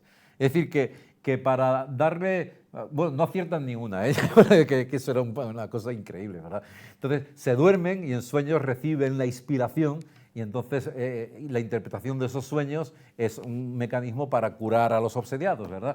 Que es exactamente igual lo del psicoanálisis de Freud, ahí tumbado el señor en el diván, hablando de los traumas infantiles que tuvo y entonces esos traumas que están en el inconsciente, haciéndole que el individuo no sea feliz, pues emergen, ¿verdad? Emergen a la conciencia, es esta idea del inconsciente relativo, claro, el inconsciente que implica la conciencia, aunque en este caso a posteriori, emergen a la conciencia y el individuo queda completamente curado de este asunto, ¿verdad? Y entonces, ¿qué es el psicoanálisis? Pues una hetería que impide que los individuos flotantes, dice Bueno, aquellos individuos que se quedan fuera de los planes y programas de la ciudad, de la polis, que quedan en los arrabales de las ciudades, sean recogidos como los recoge Epicuro o como los recogen los psicoanalistas para que no formen una masa crítica que pone en peligro la propia estabilidad del sistema. Entonces, básicamente, para huir de ese concepto teológico, que es de San Agustín en rigor, de alienación, de que estando en sí mismo, no está en sí mismo, para huir de ese concepto propiamente metafísico de alienación, Gustavo Bueno, que tiene un fulcro de verdad, claro, Gustavo Bueno propone la idea de individuo flotante como una tabla que está siendo arrastrada por las corrientes y por las modas del momento, ¿verdad? Y bueno, pues seguramente en nuestro presente la masa de individuos flotantes que tenemos ahora si no ha alcanzado ya el nivel crítico, pues está a punto de hacerlo. Pero claro, ya hay muchísimas heterías de muchísimas clases, ¿verdad? Quiero decir que ahora, pues desde ser el hooligan de un equipo de fútbol hasta, pues qué sé yo, hacerte activista transexual y cosas así, pues hay un montón de teorías que salvan al individuo. Esta es la cuestión. Y yo me digo, oiga, que es que usted como es diputado de Vox es transfobo. No, a mí ni fobo ni nada, vamos, pero que es elemental. Es decir, que alguien te diga que su condición existencial se reduce a expresar públicamente sus preferencias sexuales, pues váyase usted al guano, vamos, así directamente. A mí qué me importa, a mí qué me importa lo que es usted, a mí me importa si es usted una buena o mala persona, o sí, pero bueno, sus preferencias sexuales, pues realmente usted donde le quepa. Es una cosa increíble. Entonces están funcionando como heterías, son heterías soteriológicas.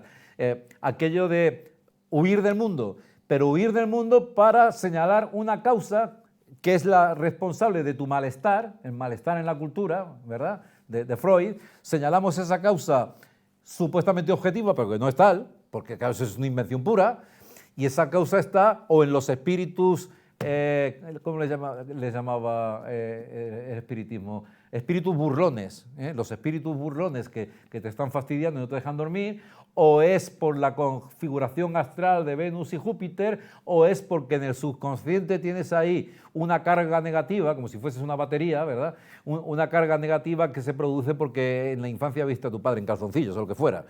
Claro, bueno, realmente el asunto, pues, como digo, pues es del máximo interés.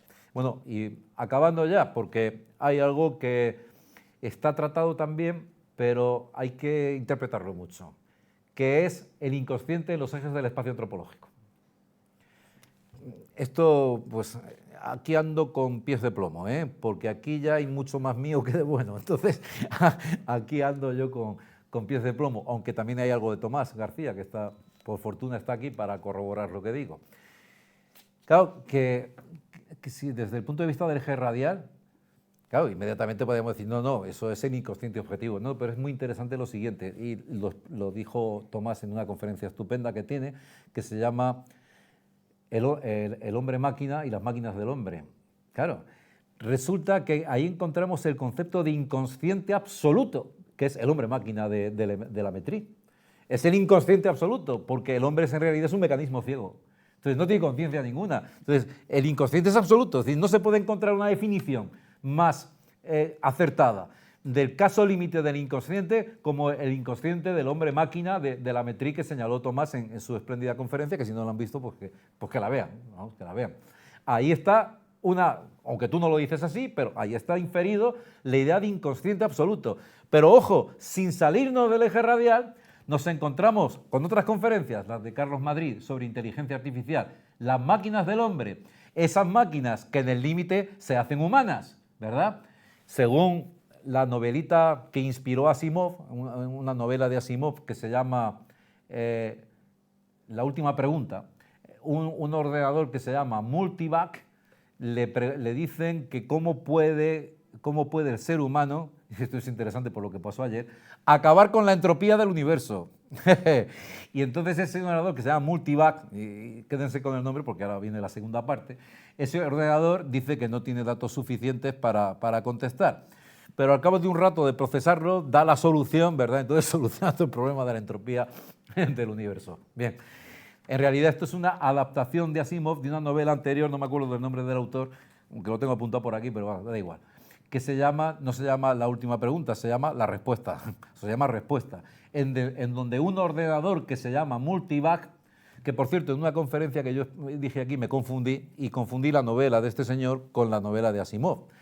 En ese ordenador le meten todos los datos habidos y por haber en la Tierra y en el resto de galaxias habitadas, es decir, que ya existen los extraterrestres, ya han comunicado con el hombre, entonces le meten todos los datos de todas las galaxias, etcétera, y claro, ya encontramos aquí la idea propia de la ciencia ficción y que se está moviendo con lo de la inteligencia artificial, y ahí recomiendo las conferencias de Carlos Madrid, que son espléndidas. Le preguntan al ordenador, Dios existe. Entonces dice, ahora sí. Ahora sí, porque ya es él, ¿no? El ordenador es él, ¿verdad? Bueno, pues ahí tenemos los dos casos, el límite del inconsciente absoluto y del consciente absoluto. Es decir, la inteligencia artificial que lleva una conciencia que ya no se le escapa nada, como el Dios omnisciente, es la hipótesis del Dios omnisciente que se hace en la historia. Este es un asunto que no es extraño tampoco a la idea de espíritu absoluto de Hegel, ¿verdad? El Dios que va haciéndose en la historia, que al parecer, yo no encontré la cita, pero dice, bueno, que a Hegel cuando le preguntaban ¿Dios existe? Decía todavía no. Bueno, pues ahí tenemos el caso, como digo, de la consciencia absoluta, y en el caso del hombre máquina de la Métrie, el caso de la inconsciencia absoluta. Bueno, eres una máquina, en realidad.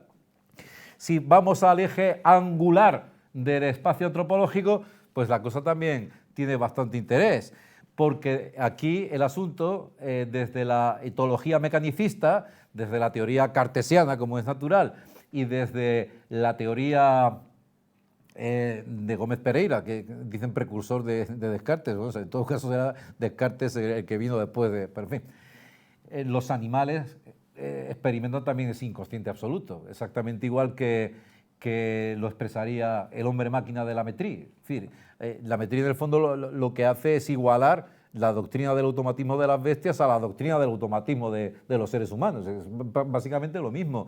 Y claro, esta postura inmediatamente lleva a la anulación del eje angular. Entonces, inmediatamente implica sacar de aquí el inconsciente y meterlo en el eje radial, exactamente igual que el anterior. Por otro lado, es extremadamente interesante la etología no mecanicista, la etología y la sociobiología, es decir, pues ya es suficientemente conocido todo este asunto que motivó la escritura por parte de Bueno del animal divino, cuando la sociobiología y la etología habían tomado cierta consistencia, los estudios de Wilson, etc. Claro, aquí la cuestión del inconsciente nos lleva inmediatamente a la filosofía de la religión. Este es el asunto. Y la pregunta es, ¿y dónde está aquí la inconsciencia? Bueno, pues la inconsciencia está en toda la propia evolución del curso de las religiones, porque siguiendo, ya digo, siempre desde los parámetros del materialismo filosófico, sin moverme aquí ni un milímetro, la religiosidad terciaria es completamente inconsciente de su propia génesis, y no puede serlo. Es decir, es completamente inconsciente y para mantenerse debe seguir siéndolo, porque ¿cómo explicar que el Dios terciario, omnipotente, omnipresente, en realidad es una evolución de un concepto primitivo de religión verdadera, que es la relación del hombre con los animales?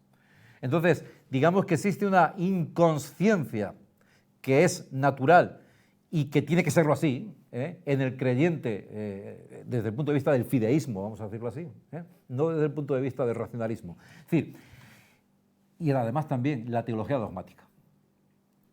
Es decir, como saben, los dogmas de la Iglesia, que se cuentan con los dedos de la mano y que evolucionan, pues que no son siempre los mismos, el dogma de la virginidad se incluyó más tardíamente, en fin, el dogma de la transustanciación, la unión hipostática, etc. Esos dogmas, según Bueno, tienen una racionalidad, no son suprarracionales o praeternaturales, como dice la tradición escolástica. Tienen una racionalidad distinta, más parecida a la racionalidad mítica, a un tipo de racionalidad analógica y un tipo de racionalidad histórica por sus efectos. Bueno, pues toda esa racionalidad de los dogmas presupone un inconsciente por parte de los teólogos. Ahora bien, la propia teología dogmática presupone un inconsciente, porque la fe se define, San Agustín, en ver lo que no se ve. Es decir, en una conciencia de algo que para la vista es inconsciente, lo cual se ajusta de modo estricto a la definición que hemos dado aquí del inconsciente relativo, como a saber, un estado de inconsciencia transitorio, inconsciencia transitoria. Bueno, bien. Y entonces, desde el punto de vista del eje angular, pues también se puede establecer una teoría del inconsciente, aunque esto necesita de un trabajo más dedicado. Yo la verdad que mi tiempo está muy tasado, entonces tengo que trabajar en huecos y con constantes interrupciones del WhatsApp, que casi agradece uno que todavía no tengamos el 5G disponible, los de Movistar. Bueno, porque me interrumpen constantemente. Vosotros no os podéis imaginar lo que es estar trabajando y cada 3 minutos que te digan no sé qué de la ley de no sé cuánto y de no sé qué y de las enmiendas y no se puede concentrar uno. Y entonces esto, digamos que le falta, reconozco que le falta más trabajo ahí a este asunto, pero me parece que es algo que continuaré en cuanto mis obligaciones me dejen, que será en breve espacio de tiempo. Y entonces, desde el punto de vista angular, pues como vemos, pues también existe la teoría del inconsciente. Incluso desde el punto de vista de la religiosidad primaria, digamos que naturalmente no podemos decir que aquellos seres del Pleistoceno fuesen conscientes de que estaban inaugurando todo un ciclo que culminaría con la idea del Dios terciario. Entonces también habría una inconsciencia clara, pero una inconsciencia que solo es posible ver en Dialelo, solo es posible ver desde aquí, cosa que otros no han entendido, los del Dialelo, Pero en fin, no voy a seguir por ese asunto. Y en cuanto a la religiosidad secundaria, como ejemplo de la falsedad, pues ella misma es toda una inconsciencia, porque atribuirle voluntad y entendimiento a los astros, pues ya me dirán, ¿verdad? Es decir, en el fondo también se puede reinterpretar toda la teoría de Jung, sobre todo no tanto la de Freud, pero la de Jung se puede interpretar desde luego como una especie de híbrido entre la religiosidad secundaria y la terciaria, Y esto se ve muy bien en algunos textos de Jung que tengo aquí seleccionados para leer, pero que, bueno, dada la hora y que me tengo que marchar, pues no les voy a leer. Bien, en resolución y ya para ir acabando y no cansarles demasiado a estas horas de la mañana. La teoría sobre el inconsciente en el materialismo filosófico es una teoría programática que está por desarrollar, que Bueno sentó las bases en los ensayos materialistas y en Etnología y Utopía, y fue dejando, como en un esqueleto disperso, fue dejando unas perlas que nos permiten pues clasificarlas, organizarlas en un artículo, que es lo que he hecho yo, y un artículo que mandaré para su publicación, mucho más amplio y mucho más preciso que esta exposición general que he hecho yo hoy aquí, más o menos de mala manera, debido a las circunstancias, ¿verdad? Porque, vamos, el día que llevamos es cualquier cosa. En fin. Y que la importancia para el materialismo filosófico de la idea de inconsciente radica primero en el asunto de la demostración de la inconmensurabilidad de los géneros de materialidad. En segundo lugar, como un asunto central, que es el problema de la constitución del sujeto epistemológico, y también de la persona, que esta es otra, el sentido de la vida. En el cuadro de las clases de concepciones de la persona, pues ahí en cada una de ellas cabe meter la pildorita del inconsciente. Este es un asunto que desarrollamos, si se acuerdas, Gustavo, en México, en aquellos encuentros de filosofía que celebramos en el INACIPE y que hablamos de la persona y las drogas, ¿verdad? Que también tiene que ver con el asunto, pero en fin, bueno, ahí no voy a entrar. Entonces, no solamente es necesario establecer esta teoría del inconsciente para explicar de un modo, a mi juicio, muy solvente la inconmensurabilidad entre los tres géneros de materialidad y la constitución del sujeto epistemológico, sino que además es importante esta teoría del inconsciente para explicar cómo es posible una teoría psicoanalítica y cómo es posible una ontología general, es decir, cuál es la expresión de un inconsciente en una ontología general, es decir, que tenga en cuenta al ego trascendental, a la materia ontológico general y a la materia cósmica. Y termino. ¿Es la materia ontológico general un inconsciente? Es decir, ¿podemos decir que en la ontología general la materia ontológico general es inconsciente? Pues a mi juicio, no. ¿Y por qué no? Pues por lo que decía al principio, porque la palabra, el concepto de inconsciente implica la conciencia. Es decir, solo se es consciente, solo se es inconsciente cuando previamente se ha sido consciente, porque los conceptos negativos van después de la idea de conciencia, son posteriores en el orden lógico y en el orden psicológico. Y entonces no se puede decir que la materia ontológico general, como el númeno kantiano, sean inconscientes, no, porque la materia ontológico general progresa sobre el mundo y progresa precisamente a través del ego trascendental. Entonces, lo que conviene decir de la materia ontológico general, lo que conviene predicar, no es la inconsciencia, no es eso, sino la indeterminación, que no es lo mismo que la inconsciencia, que es diferente. Y en cualquier caso, y ya para acabar, si quieren tener ustedes un ejemplo claro de lo que es inconsciencia en grado máximo, dense una vuelta por mi lugar de trabajo, que es el Congreso de los Diputados. Muchas gracias.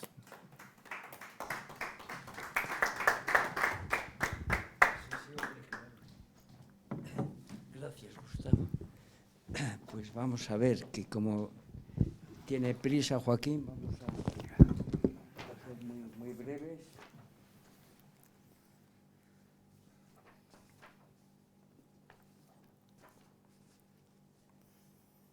Bueno, es obligado coger el micrófono porque, claro, no puedes marchar de aquí sin una felicitación. Y digamos que yo, no sé, igual me hago representante de todos los aquí presentes y de los que van a escuchar esta conferencia, ¿no? Es decir, es una exposición magnífica y si ya nos has prometido que la vas a transcribir, pues nos felicitamos por ello, ¿no? De manera que mi admiración hacia este espléndido recorrido por los tratamientos de la idea de inconsciente a partir precisamente de la doctrina del materialismo filosófico. Bueno, y entonces, dicho esto, vamos a aprovechar algunas de las cuestiones que nos has indicado para hacer pues brevísimos comentarios y luego hacerte una pregunta que realmente me ha sorprendido, ¿no? Vamos allá. Lo primero de todo, en el recorrido maravilloso que has hecho, claro, no has podido abundar en cada uno de los autores que has distinguiendo que si sus tratamientos se quedan exclusivamente en el mundo o trascienden, o esto no lo has podido hacer, pero sí que me gustaría un pequeño comentario con respecto a Leibniz. Claro, la monadología son palabras mayores, ¿no? Y yo pues recuerdo esa obra, ese texto lo conozco bien por haberlo impuesto yo como lectura obligatoria a los alumnos de segundo. De bachillerato. Eran alumnos muy buenos y realmente entendieron aquello mejor que yo. ¿Por qué? Pues porque eran estudiantes de matemáticas y sabían lo que era la integración y la derivación, y eso pues incluso aprendí yo más que ellos. Bueno, pues don Gustavo, como sabes, tiene un prólogo que es maravilloso, ¿verdad? Y que precisamente ve en Leibniz un tratamiento de los tres géneros de materialidad. Entonces, a propósito de la inconsciencia que tú le has atribuido a las mónadas, pues recordar que Leibniz lo resuelve con una noción que es la apercepción. Entonces, la apercepción supone la superación de la inconsciencia. Sí, pero luego en el ámbito de la percepción habla de las petit percepción, que llama percepciones oscuras. Sí, no, eso con independencia de ello, claro, sin duda alguna. Y por eso es absolutamente luminoso. Y por eso, pues habla de la posibilidad de una mónada que incluya a todas las demás mónadas hasta llegar a la idea del conjunto de todos los conjuntos. Y don Gustavo ahí es donde ve la inconsistencia del sistema de Leibniz. ¿Y esto por qué? Lo podríamos resolver con otra doctrina del materialismo filosófico, que son las figuras de la dialéctica. Con las figuras de la dialéctica... La detención. Eso es, la idea de detención pide esto, ¿no? Sin duda alguna. Bueno, otro asunto, aprovecho esto porque la fobia que le tengo yo a Kant, aprovecho para darle otro pescozón, ¿no? Y cuando le has citado, con lo de los placeres sexuales, claro, como habla de relación sexual, que es algo relativa, el hipócrita de Kant, que condena el infanticidio precisamente porque dice que son mujeres que han tenido relaciones sexuales antes del matrimonio, si él era un solterón empedernido, ¿por qué sabe que la relación sexual es placentera? Conocimiento teórico de la realidad le llama. Pues ahí está su hipocresía. Entonces, no puede condenar el infanticidio, claro, esta es la cuestión. Bueno, y ya, en relación a Marx, el asunto, y a Hegel, lo de la inconsciencia para explicar la historia, ¿verdad? Aquí sí que me gustaría abundar en otra noción, para ver qué te parece a ti, que podemos incorporar, es decir, otra doctrina del pensamiento del materialismo filosófico, a propósito de lo que has dicho al final. Es que lo del final tuyo es que, es decir, que lo inconsciente pide la consciencia, claro, sin duda alguna.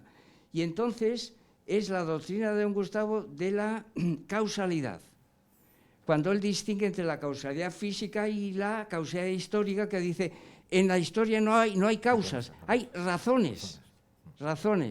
Por tanto, ese paso, esa explicación que da Hegel y que mecánica automática, no, hay razones, y esas razones, pues naturalmente, suponen la superación de...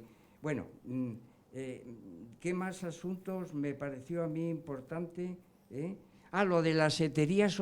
bueno, bien, ahora entramos en lo de Freud. Y la pregunta, que has manejado unos textos totalmente necesarios y además con una reexposición, a mi juicio, pues encomiable, y la pregunta es, ¿por qué no has recurrido al ego trascendental?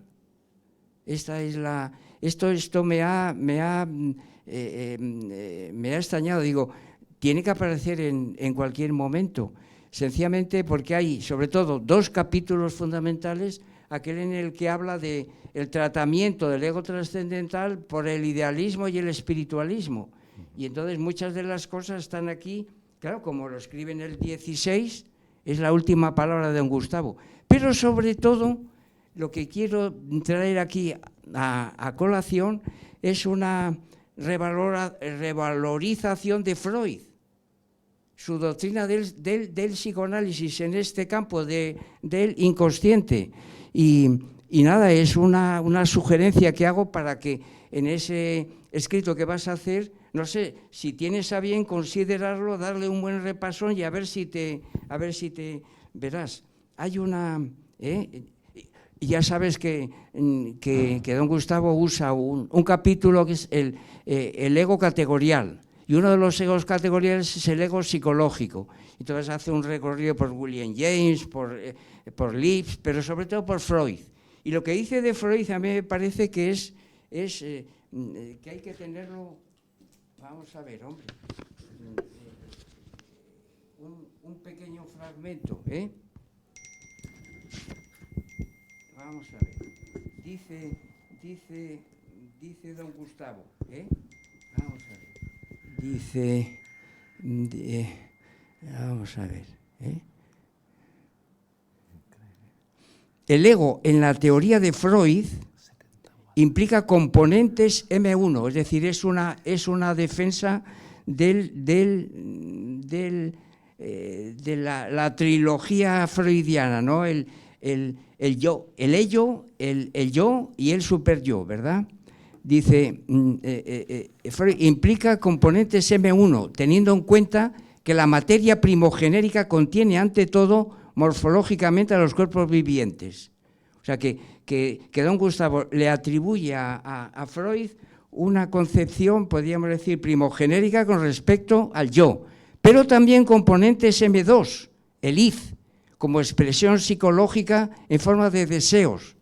Claro, y estos son, pues, los instintos, el eros y el thanatos del que tú has hablado, pero eso es M2, y ese M2 no puede separarse de los componentes biológicos, pero termina diciendo, y componentes M3, los del superego, en tanto implican modelos o estructuras normativas seleccionadas y compartidas que implican, por tanto, una muy precisa lógica utens. Y entonces, ¿por qué? Bueno, y porque el superego, el asunto de las normas, precisamente desborda digamos, ese componente psicológico y abre las puertas, dice don Gustavo, al ego trascendental. Y entonces, pues claro, la historia desde esa pretensión que tenía Freud de explicar la historia desde el psicoanálisis, en el fondo, mutatis mutandis, siempre que tengamos en cuenta esta doctrina del superego, como un componente que deja de ser exclusivamente psicológico y por tanto tener exclusivamente valores mundanos, porque tiene valores trascendentales, en tanto en cuanto, en Totem y Tabú, por ejemplo, pues Freud plantea la cuestión de ideas trascendentales como Dios, nada, el todo, en fin, el destino, y eso ya no es psicología, eso ya es ontología, y además ontología general. Sí. Y entonces don Gustavo lo rescata y dice que estas psicologías del yo, que tiene yo, pues hay que tenerlas muy en cuenta. Durante mucho tiempo las despreciamos por creer que eran... Sí, estoy de acuerdo, Tomás, contigo, pero es que yo estaba hablando del inconsciente, no estoy hablando de la ontología de Freud. Entonces, al hablar del inconsciente, lo tengo que reducir necesariamente a M2, porque lo inconsciente no aparece en el superyo. ¿Entiendes? Es decir, que toda mi exposición trata sobre el inconsciente y la única manera de referir la cuestión del inconsciente o subconsciente en Freud es reducirlo al género M2, pero he dicho que desborda completamente eso, lo he dicho. Sí, sí. Incluso, además, aquí está, no hace falta que ir al ego trascendental. En la nota que he explicado de etnología y utopía, dice, bueno, que hay que considerar como inconscientes los procesos conscientes in acto exercitu, es decir, la llamada lógica utens versus la lógica docens. Sí, sí, que aquí dice lógica utens. Sí, lo dice, bueno, también aquí en etnología y utopía. Sí que he manejado el ego trascendental. Lo que pasa es que en el ego trascendental la cuestión del inconsciente no está... ahí, bueno, ese es el asunto. No está tan, pero sí, como ves, en el momento que habla de Eros y Thanatos, de ahí sí, está supuesto, la cosa presente. Pero ¿no? aquí dice precisamente, en los ensayos materialistas, dice que la cuestión de Eros y Thanatos ya no está integrada en M2, que es lo que tú estás diciendo, y lo he dicho yo aquí. Es decir, no, pero que la cuestión de Eros y Thanatos tiene su relación en M2, pero desborda completamente el género los géneros de la ontología especial y se advierte como una fuerza cósmica de la ontología general. No, lo que yo quiero apuntar aquí es que el psicoanálisis freudiano contiene una doctrina de ontología especial, los tres géneros de materialidad, que abre las puertas a la ontología general. Por supuesto que sí, pero la cuestión del inconsciente... Hombre, está incluido en este... No, en M3... no, en M2. En M2, pero claro. Es que M2, según esta doctrina de don Gustavo, es disociable de M3, pero no es... Por supuesto. No se puede separar. Que me entiendas lo que te quiero decir. Que el caso de la teoría del inconsciente en Freud es exclusivamente segundo-genérica. Es decir, no hay un inconsciente en M3 y no hay un inconsciente en M1, como sí lo hay en don Gustavo. Don Gustavo habla del inconsciente en M1, en M2 y en M3. En el caso de Freud, el concepto de inconsciente está limitado a la esfera de la concavidad esférica de los sujetos, de M2. En el superego no puede haber nada inconsciente. ¿Entiendes? De hecho, el superego se supone que es la superación de todos los elementos inconscientes que ya se han hecho conscientes por medio del psicoanálisis. Pero no lo hay porque desborda y niega precisamente. Pero como yo estoy tratando la cuestión del inconsciente, no puedo hablar del otro. El día que yo venga a hablar aquí de la ontología de Freud, entonces sí. Pero es que yo estaba tratando la cuestión del inconsciente. Y la cuestión del inconsciente en Freud se reduce al género M2. No hay inconsciente en M3.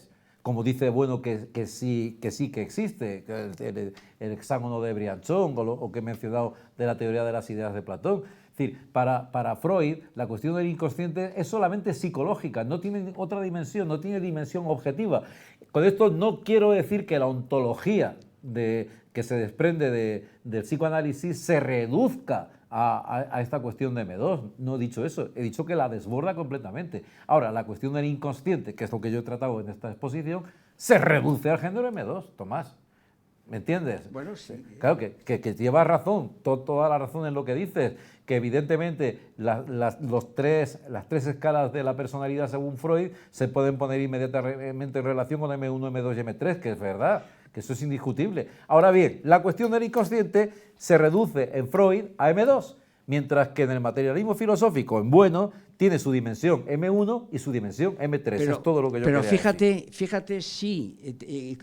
y con esto termino. Fíjate si tiene importancia el asunto del superyo en todo esto que estamos diciendo, que en el trabajo que has citado para terminar tu exposición de las heterías soteriológicas, pues una hetería soteriológica recoge a esos desarrapados, etcétera. Pero ¿cuál es la génesis de por qué se producen? Precisamente por exceso de normas, por exceso de superyo. Sí. Es decir, que estos de los que hemos hablado, que para, de alguna manera, recomponer la estructura social, se agrupan en heterías, que les salva, precisamente han llegado a ellas porque la sociedad del presente está sobrecargada de normas, y la norma nos remite al superyo. Luego, son entidades cuyo segundo género de materialidad pues está marcado por el eros y por el thanatos, pero que realmente pues se han degenerado precisamente por un exceso de superyo, con lo cual eso está... Sí, bueno, yo sí que estoy completamente de acuerdo contigo, estoy completamente de acuerdo, pero insisto en la cuestión de que, claro, es una cuestión casi de ceñirse a lo que yo he prometido que iba a hacer, que era hablar del inconsciente. Entonces yo no estaba hablando aquí de cuestiones ontológicas, sino solo por relación al inconsciente, para que me entiendas. Que eso que dices lo tengo perfectamente en cuenta, y El ego trascendental es un libro que tengo yo también subrayado y lleno de notas como tú, y por supuesto. Por cierto, que he mencionado el libro este de la pregunta, la respuesta se llama. O sea, el autor es Frederick Brown, y otro... Es un libro de 1954, por tanto muy anterior al de... Joder, se me ha ido el nombre. Asimov. Y otra cuestión que no he dicho y que me parece oportuno mencionar aquí, que es una frase de Bueno, hablando de las religiones terciarias, que también lleva inmediatamente a la cuestión del inconsciente, que es la siguiente, cuando dice Bueno, el misterio de la teología es la etología. Bueno, pues si no hay más preguntas, lo dejamos aquí.